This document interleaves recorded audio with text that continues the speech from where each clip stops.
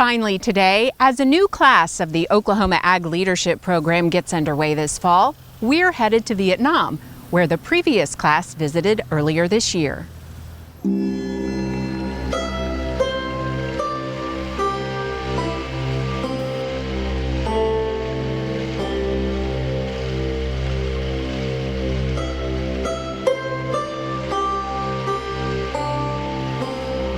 OALP program is a two-year program, and we spend really the first part of it in familiarizing people with our students with Oklahoma agriculture and the political process in the state of Oklahoma and in Washington, D.C., and then we finally culminate it with an international trip, which, you know, Vietnam is a neat place to think about. It's one of the rising powers of Asia and a major trade partner with us, and obviously the big thing in our history, and trying to understand the culture in an agricultural nation in Asia and what they face in their production practices is really a mind-opening experience.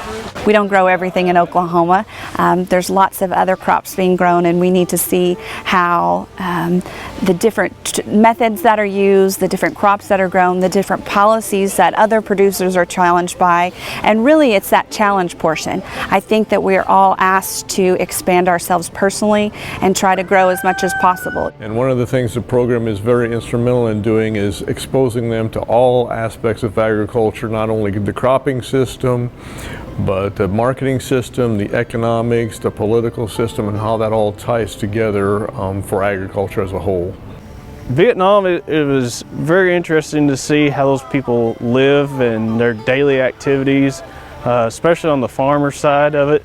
You know, they're dealing with 2 to 4 acres is the average farm size. So, you know, that to me was pretty amazing how they still make a living, and they have the same issues that we have here, that, you know, they go out and they have to go into towns and find another job to make their farm system work. You know, I have always used the term, it's a matter of perspective, and you broaden your perspective a great deal when you come into a very different culture, a whole different setting, and obviously the way they produce and raise rice here is totally different than anything you find in Oklahoma. Rice is such an important staple commodity for people all around the world, especially in Southeastern Asia.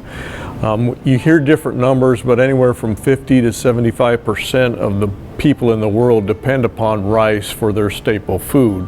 IRRI, the International Rice Research Institute, they are developing a product called golden rice, and it does have a golden color to it. It's not only in the name, but it also looks that way.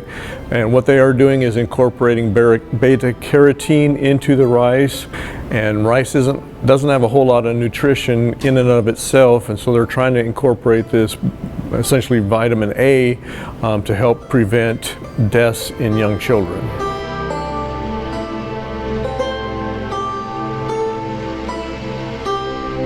Just opens your mind to all different types of things going on in the world. Also, it gets you more involved in your community, and also gets you more interested in politics and things like that. I was never interested in politics and the issues going on, but now I see how there's so little of us out there in agriculture, and we need to be current on the issues facing us today. This is a once-in-a-lifetime opportunity, and the energy and the experience I've had with Class 17 is not something I'm soon to forget, and our time in this country as well as our time in this program has made a lasting impact on me, and I'll carry it with me forever.